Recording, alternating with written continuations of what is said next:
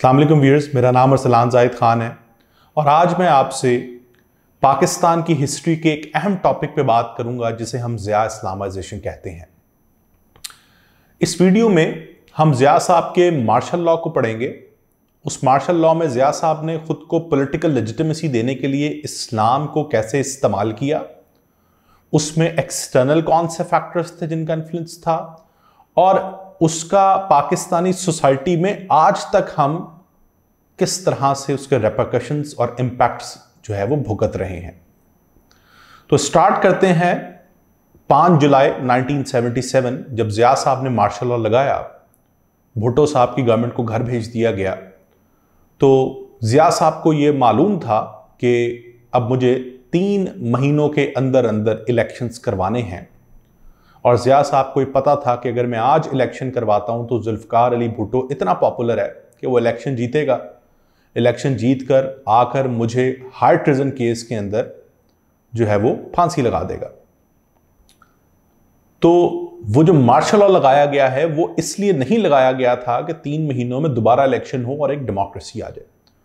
तो उस टाइम पर बुनियादी मकसद था उस मार्शल लॉ को परपिचुएट किया जाए, उसको प्रोलॉन्ग किया जाए। और इस सिलसिले में ज़िया साहब ने जो टूल इस्तेमाल किया अपने उस मार्शल लॉ को एक्सटेंड करने में, वो दरअसल रिलीजन इस्लाम था। ज़िया साहब ने एक ऑर्डर ऑफ प्रॉफिट मोहम्मद सल्लल्लाहु अलैहि वसल्लम के नाम से एक डिक्री जारी की जिसे हम निज़ाम मुस्तफ़ा कहते हैं सल्लल्लाहु अलैहि वसल्लम, जिसका मकसद था कि पाकिस्तान में हम आज से शरीयत का नफाज कर रहे हैं। इस निज़ाम मुस्तफ़ा के बाद से ज़िया साहब ने शरिया लॉज इम्प्लीमेंट करना शुरू कर दिए। कुछ मज़ीद कवानीन बनाए गए, जैसे हदूद ऑर्डिनेंस था जिसमें पॉलिटिकल ओपोनेंट्स पे इल्ज़ामात लगाए गए एडल्ट्री के, ड्रिंकिंग के, उनको कोड़े मारे गए। ख़वातीन के लिए चादर और चार दीवारी का कॉन्सेप्ट इंट्रोड्यूस करवाया गया कि ख़वातीन जो हैं वो घरों से बाहर नहीं निकल सकती। एक मैसिव वुमेन राइट्स वायलेशन की गई। मीडिया को इस्लामाइज किया गया।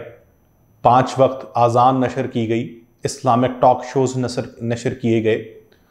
नाज़मीन सलात को अपॉइंट किया गया जिनका मकसद था कि लोगों को ज़ोहर की नमाज पढ़वाना, ख़ास तौर पे जो सिविल सर्वेंट्स थे, सरकारी मुलाजमीन, उनको ज़ोहर की नमाज पढ़ाई जाती थी। इसी तरह से उलमाए कराम को एक ओपन एंड दिया गया कि आप जिस तरह चाहें जो फतवा जारी करें। ज़िया की गवर्नमेंट को क्रिटिसाइज़ भी कर सकते हैं आप, और किसी भी तरह से आप पूरी की पूरी सोसाइटी को इस्लामाइज करें। इसके साथ साथ फेडरल शरीयत कोर्ट बनाई गई जिसका मकसद था कि रिलीजन सेंट्रिक जो मसाइल हैं वो कोर्ट उसको सुनेगी। तो और बेतहाशा ऐसे वो काम किए गए जिससे सोसाइटी के अंदर रिलीजियस इनटॉलरेंस फैलाने की भरपूर कोशिश की गई, जिसे हम इस्लामाइजेशन ऑफ ज़िया कहते हैं। ज़िया साहब ने 1984 में एक रेफरेंडम करवाया। वो रेफरेंडम ये नहीं था कि मैं सदर बनने वाला हूँ, मैं सदर बनना चाहता हूँ, क्या आप मुझे वोट करेंगे या नहीं करेंगे। उस रेफरेंडम में लोगों से पूछा गया कि क्या आप पाकिस्तान में निज़ाम शरीयत का नफाज चाहते हैं। 95 to 96% लोगों ने वोट किया कि हाँ जी हम चाहते हैं। तो वो ऑटोमेटिकली वोट ज़िया साहब को चला गया। तो इस तरह से रिलीजन को इस्तेमाल करते हुए मैनिपुलेटिव रेफरेंडम करवाया गया और ज़िया साहब पाकिस्तान के सदर बन गए, चीफ ऑफ आर्मी स्टाफ होने के साथ साथ। इसके पीछे हमें रीजंस देखना होंगी कि ये जो इस्लामाइजेशन थी, क्या ये ज़िया साहब की अपनी पर्सनालिटी का असर था, क्या वो वाकई खुद बहुत एक अजीम मुसलमान थे, या फिर ये एक पॉलिटिकली मोटिवेटेड एजेंडा था। तो मेरा ये मानना है ये तमाम एक्शंस, मेयर्स जो ज़िया साहब की तरफ से लिए गए, जैसे हम इस्लामाइजेशन कहते हैं, ये एक पॉलिटिकली मोटिवेटेड एजेंडा था। सबसे पहली चीज़ ये कि जुल्फ़िकार अली भुट्टो का दौर वो दौर गिना जाता है हिस्ट्री में जिसमें पहली दफ़ा पाकिस्तान में सिविलियन सुप्रीमेसी आई थी।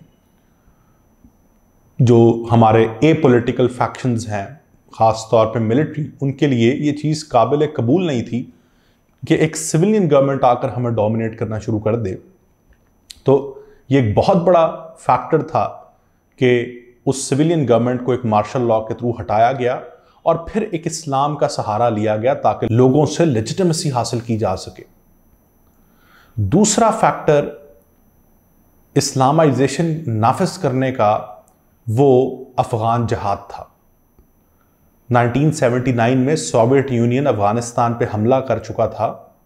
अगला टारगेट हम थे, तो चूंकि हमारे भी इंटरेस्ट में था कि सोवियत यूनियन कहीं हम पर काबिज ना हो जाए और अमेरिका के भी इंटरेस्ट में था कि सऊदी अरेबिया किसी भी तरह से नीचे गर्म पानियों तक ना पहुंच जाए, तो वहां पर अमेरिका और पाकिस्तान के इंटरेस्ट अलाइन हुए। अमेरिका ने ज़िया साहब को फंडिंग की। ज़िया साहब को कहा गया कि आप इस्लाम का इस्तेमाल करें, रिलीजन को इस्तेमाल करते हुए जो आपके पश्तून लोग हैं उनकी ब्रेन वॉशिंग करें, उनको जहाद का नैरेटिव उनके दिमागों में डालें ताकि वो जाकर सोवियत यूनियन के खिलाफ जहाद लड़ें और सोवियत यूनियन को अफगानिस्तान से निकाल दें। तो उस इस्लामाइजेशन की दूसरी बड़ी वजह थी अफगान जहाद, जहां पर ज़रूरी था कि पूरी मुस्लिम सोसाइटी को, पर्टिकुलरली हमारे पश्तून फैक्शंस में, एक फंडामेंटल इस्लाम को इन्फिल्ट्रेट कर दिया जाए, उनके दिमागों में डाल दिया जाए ताकि वो लोग इस्लाम के नाम पर जाके सोवियत यूनियन के खिलाफ लड़ें और उनको निकाल दें। तीसरा फैक्टर, ज़िया साहब की इस्लामाइजेशन में एक बहुत बड़ा किरदार सऊदी अरेबिया की फंडिंग थी।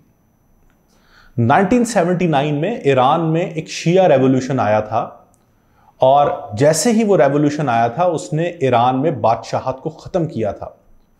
तो उस रेवोल्यूशन आने के बाद जो शिया गवर्नमेंट इक़्तिदार में आई थी, उन्होंने अनाउंस किया कि इस्लाम में बादशाहत का कॉन्सेप्ट नहीं है, इस्लाम में किसी किस्म की गुंजाइश नहीं है कि इसमें बादशाहत हो।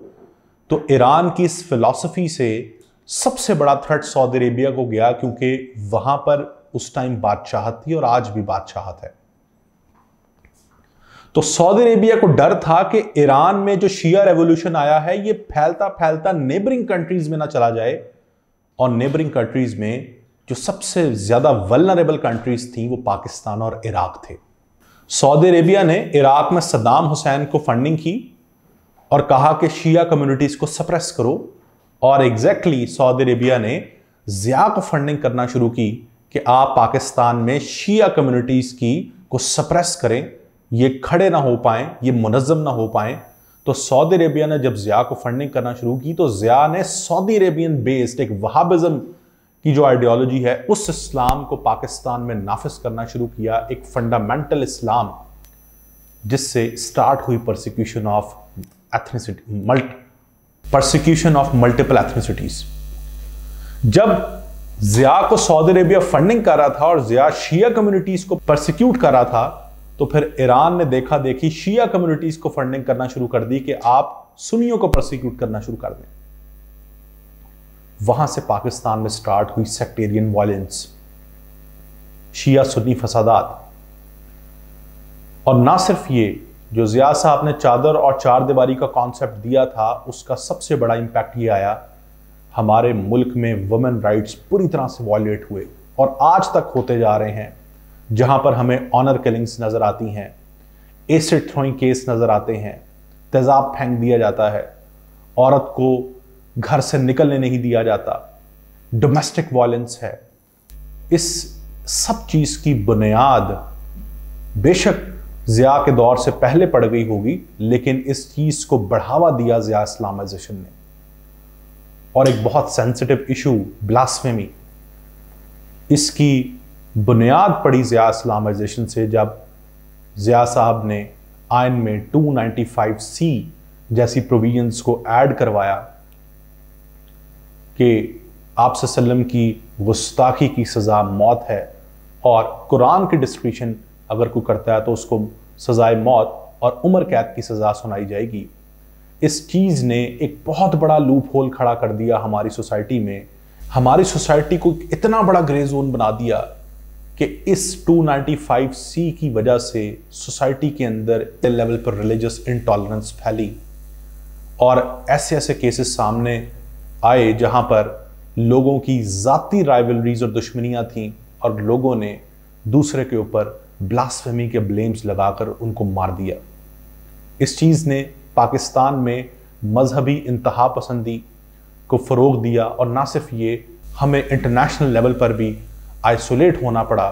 हमारी रिलीजियस आइडियोलॉजीज़ की वजह से, हमारी इस फंडामेंटल रिलीजियस आइडियोलॉजी की वजह से हमने इंटरनेशनली भी बहुत नुकसान उठाया। हमें कई मुल्कों ने अपनी रिलीजियस फ्रीडम लिस्ट में ब्लैकलिस्ट किया हुआ है इन वजूहात की वजह से, और इन वजूहात ने हमारे मुल्क के सियासी निज़ाम में रिलीजियो पॉलिटिकल पार्टीज़ को बढ़ावा दिया, और वो रिलीजियो पॉलिटिकल पार्टीज़ जब चाहें वो हमारा पॉलिटिकल सिस्टम को हाईजैक कर लेती हैं।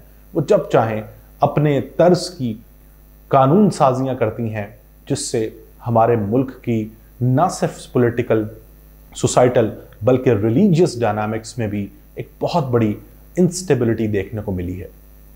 तो मैं समझता हूँ ज़िया इस्लामाइजेशन एक पॉलिटिकली मोटिवेटेड एजेंडा था, जिसमें ज़िया साहब के अपने पर्सनल इंटरेस्ट थे, और इसके साथ साथ सऊदी अरेबिया और अमेरिका की इसमें इक्वल कंट्रीब्यूशन थी अपने अपने स्ट्रेटेजिक और सोसाइटल इंटरेस्ट को अचीव करने में।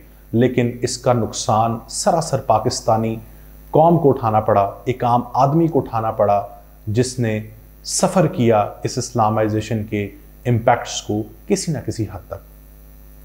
मैं आने वाले लेक्चर्स में मज़ीद पाकिस्तान के सोसाइटल और इकोनॉमिक इश्यूज़ पे आपसे बात करता रहूँगा। बहुत शुक्रिया।